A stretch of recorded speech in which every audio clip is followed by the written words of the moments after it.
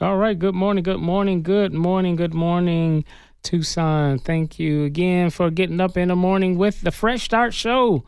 We got another great edition. I hope you guys enjoyed what we talked about our issues with our too many young people going to prison. Too many young kids are getting incarcerated. Too many young kids are going from school to prison, which is even worse. Kids are supposed to go from school back home, not go to prison. So we had a great part one. We're coming back to you another edition talking about that.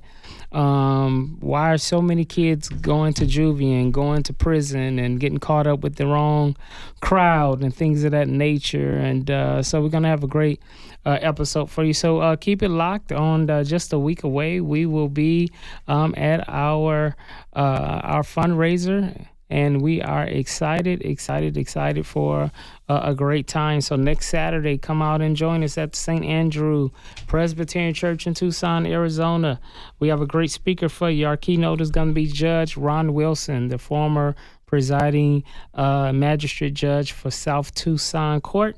So you don't want to miss that great keynote. It's going to be very powerful and prolific and didactic for changing your life. So come on out and join us. That's going to be at our brunch from 11:30 to 1 p.m. Listen, we are still taking donations. So we want you to know you can go to our website and give and donate to our cause as we are helping formerly incarcerated individuals to rebuild, restart, and redevelop their lives. We believe that mistakes should only be a life lesson and not a life sentence. So come on out and join us. $35 an individual, $250 for a table. We're getting kind of full on the tables, but guess what?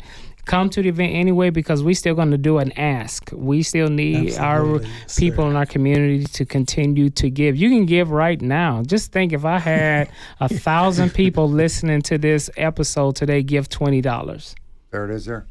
Right? So I don't know where you are, but please go to our website. If I can get 1,000 people this weekend to give me $20, that's going to really, I ain't that good in math. So Tom, give me the calculation. That's $2,000. $2,000. So let's put another $2,000 into the move. So come on out and give to the cause. So if we can just have people like you that waste $20 on 2 cups of Starbucks coffee that you don't even drink all the way. You throw most of the coffee away. You sip on it a little bit here and there, and then you don't even drink it all. So you can stand to join us in this move of giving us $20 on our website. So if I can get 1,000, I can get 5,000 people that's listening to this broadcast to give $20. 20.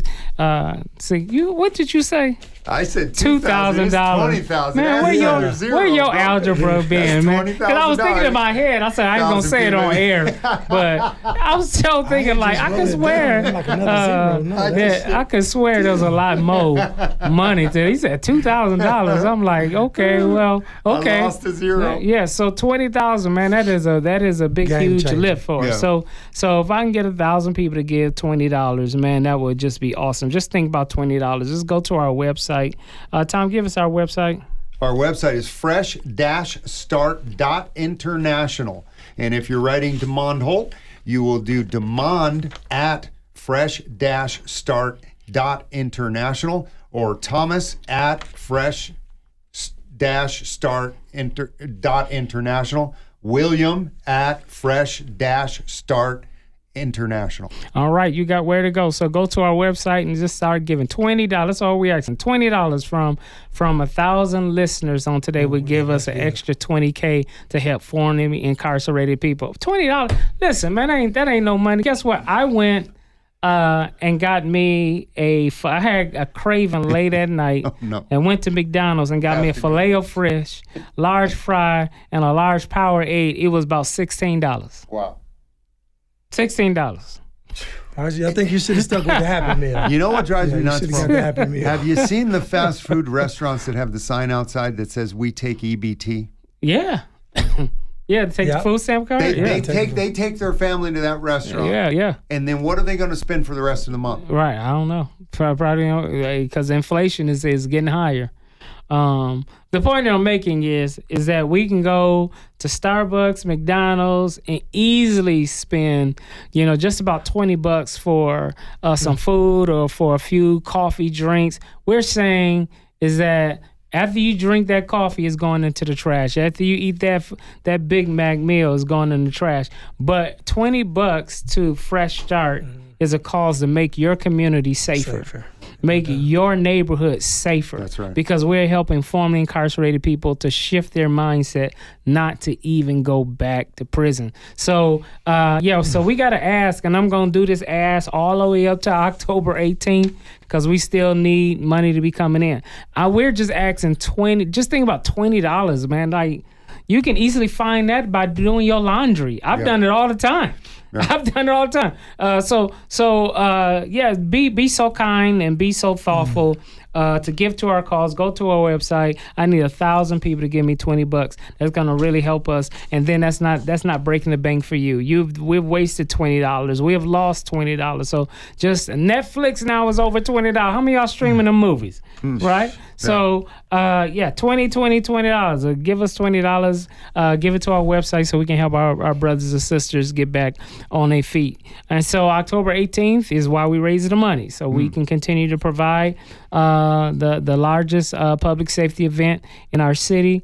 We're going to have many vendors there. We're going to have our justice courts there. We're going to have our city courts there. We're going to be helping individuals to quash their warrants and other things that the city and the justice courts is going to be offering. We are planning to make sure we have plenty of law students and paralegals to be helping individuals to start filling out their applications so that they can get their voters' rights restored. So that big paperwork is the big thing, guys. Like, you can't even go to the courts and get assistance like you need if you don't have your absolute discharge certificate and you get that paperwork done correctly. And I say correctly because some people say they can do it and they really don't do it right, and you're still going to be, bumping your head to get your voters' rights restored. So there's going to be some changes that we're going to be doing this year. We'll be updating you in the community as our partners are at the table or not at the table. And those that are not at the table, Dr. Holt will be letting you know who's not. Because the big thing is we're supposed to provide services to make sure that the community is okay. And so those who are not there, you please know we will be making it known who's not there this year. But the big thing is we're going to be doing what we can to be a blessing to our city. So again, October Expo 2025, October 18th from 9 a.m. to 1 p.m. We're looking for a great time. Please don't show up at 9 o'clock. Please don't show up at 11 o'clock. Show up early, get in that line, get registered so we can get you into those seats and get you to the right courts that you need to go to. All right, so that's kind of our announcement on this morning. We'll recap at the end of our show. But we were talking about too many kids going to prison, too many kids going to prison from school to prison pipeline. And that's very serious. Tom, could you tell the community what is the school to prison pipeline? School to prison pipeline refers to the practices and policies that push students, especially students of color, students with disabilities, and those from low-income backgrounds, out of schools and into the criminal justice system. Instead of receiving support, many students are met with exclusionary discipline and law enforcement referrals. Wow. So I hope you heard that. I like that last part when we talked about the discipline, because that's the big how, the big root causes, right? Root causes is policies, 3 strikes you're out, or extremely, sometimes zero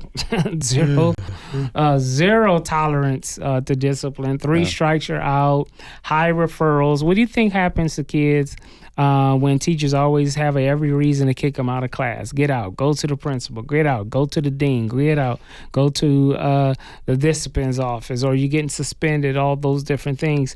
When kids are not into a controlled instructional environment for education, that's what opens the door for incarceration. And so you're exactly right, Tom. And how important is it for kids to stay into educational spaces? Well, first and foremost, bro, it is if you have a zero tolerance policy and this kid is extracted from the classroom, immediately the first thing he's going to see, because now they have policing in schools. And when they have law enforcement officers in school, where before you would have seen a guidance counselor, now you're going to see a legal representative, because what you just did is considered a crime in the classroom. And bro, that immediately puts a stigma from the other students on that student, from the teacher, because that teacher's going to tell other teachers, this is a problem kid. So that kid's not going to be able to walk into a classroom without being pigeonholed into this, that's who he is. Right. And that's real. And we even seen to the point to where some kids, some teachers weaponize SROs and campus police, right? And it's like, we get that kid out of here. They didn't even break a law, but they may have violated a policy, but that's not the law where officers should be arresting people. But we've seen with kids, are 11 and 12 and 13 years old getting arrested. I think years ago, a kid was like 6 or 7.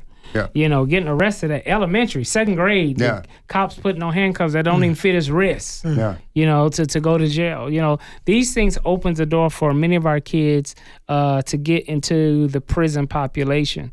And William, I believe you can speak into this. Being young, being a teen, what is that experience like being into a incarcerated space? Well, the number one thing was being blessed. I had the opportunity to get around a good crew of people, like being from Michigan. We got a thing called Focus Hope, and it is a program through the government, but the government really set a guy up with saying, this is where we want you to be between this time and this time. So unfortunately, around the age of like 10, I had an encounter with the police through some friends of mine. So it's funny how he just said the handcuffs fit in your wrist.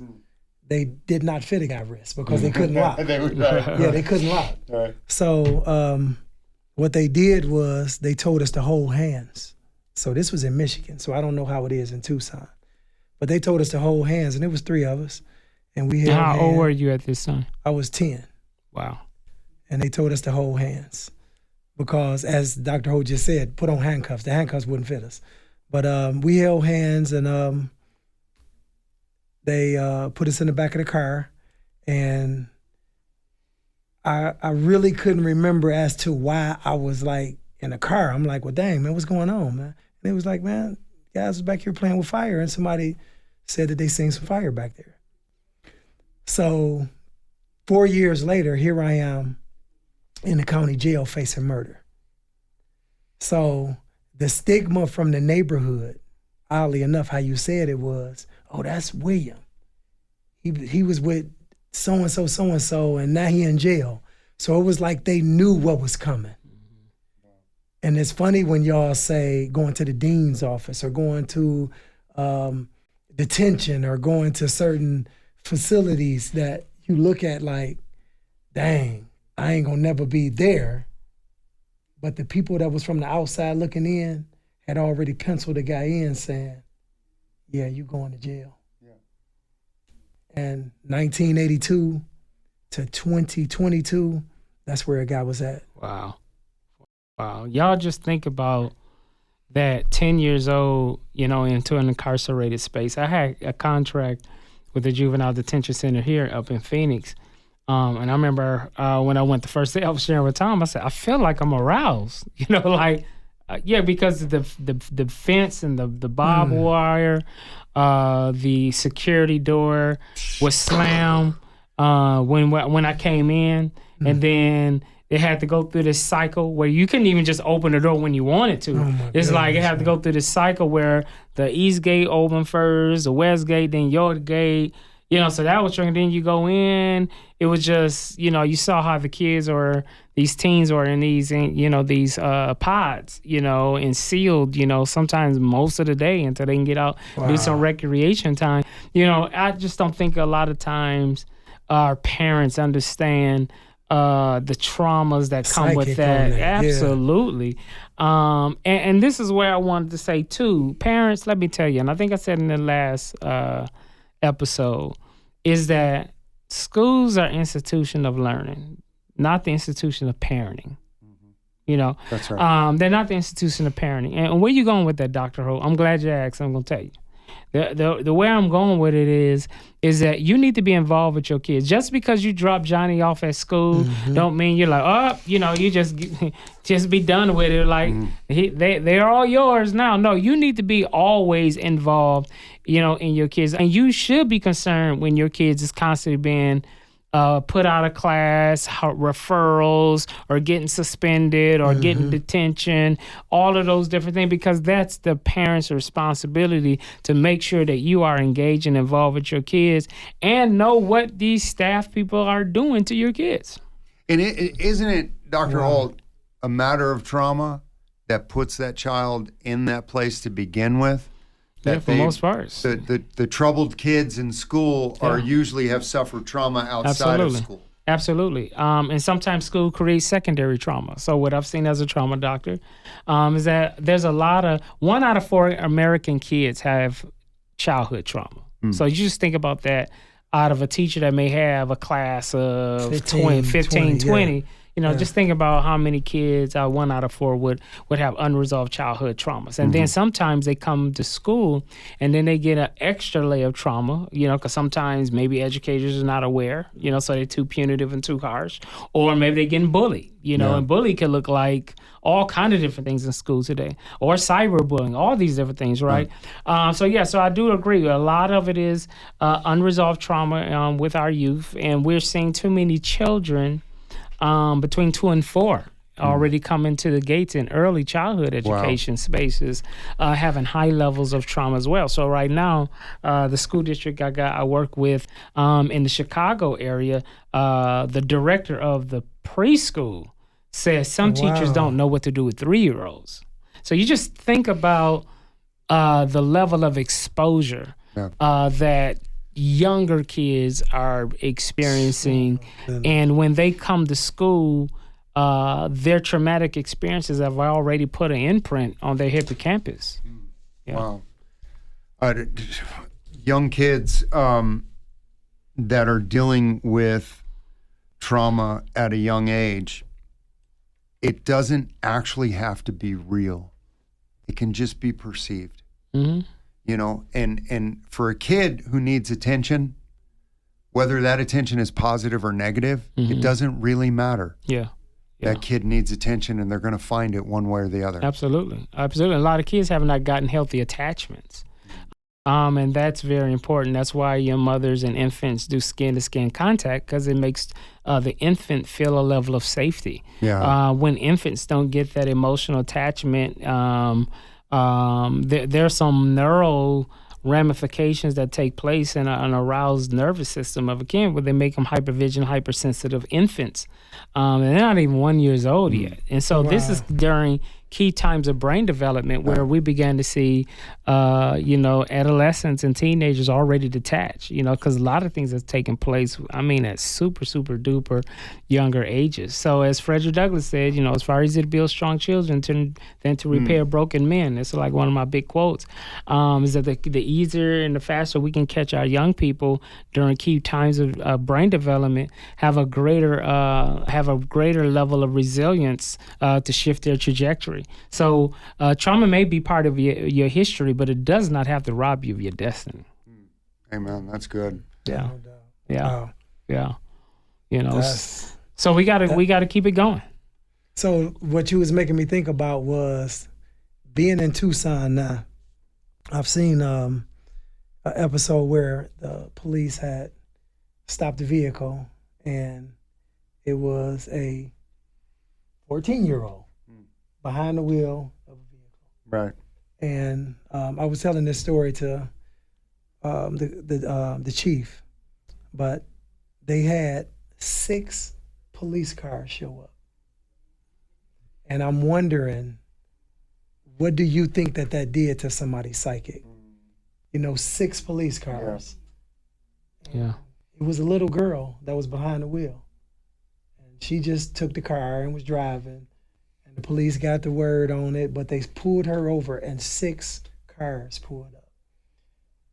It was about 15 cars to 20 cars that stopped videoing just to see what was going on. Because people thought somebody got hurt, somebody got killed, somebody got something. Right. But come to find out, it was a 14-year-old girl that had took their parents' car. So do you think that had some type of mental, depression or anxiety on a person and they cuffed her. They cuffed her and put her in the back of a squad car. Yeah, that most definitely has impacts. This is why many communities are hyper vigilant when law enforcement is around. People get nervous when people are in uniform when they're around, or they get nervous or feel some kind of way there's too many patrol cars, around, based on your experiences. So there's the 3 E's of trauma: your experience, your event, and the exposure. Experience, event, and exposure.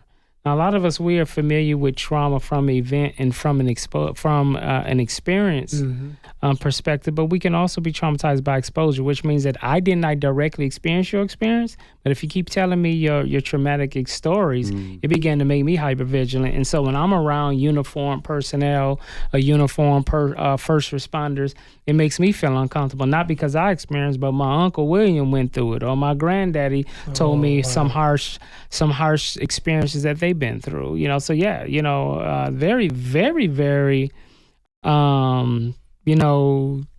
complex how trauma can be on how we to perceive danger and have over aroused the amygdala and all those different things, because we've been exposed to high levels of different types of trauma, and it can be very generational, and we can pass on our traumas to our genes. And so 3rd generation sometimes experience what granddaddy did, even though they wasn't alive when granddaddy went through it, because we pass it on through our genetics and in our DNA as well. So, and I think that's a really important point, bro. And I'd like you to speak to the fact how important it is for parents to edify and build up their children before they leave the house that day. Yeah. To give them confidence, because there's some kids, they dread going to that school, bro. Absolutely. They don't want to go in there because all the ills of the world are at that school, that teacher, those bully kids. So how important is it for the parents to prepare these children to have confidence? It's very important, and I'm glad you said something about the parents, because sometimes parents, you cannot express what you don't possess. Come on. So, sometimes we are having these expectations of parents, but sometimes parents don't even have the life skills themselves because they never dealt with their trauma. And some kids are traumatized because a traumatized parent unleashed their trauma on their kids. But there's something called resilience, where once we know better, we do better. Start getting some therapy. We got to stop talking about, and this is a demon that's been going on in our communities and in the church.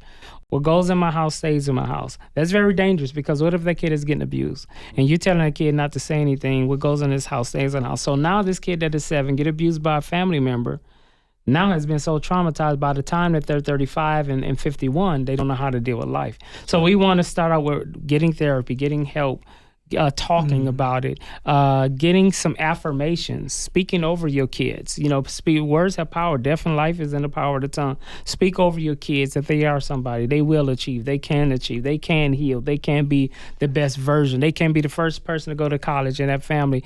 Doing those things are going to be very important. Being also a good listener. A lot of times we hear our kids, but we don't listen to our kids.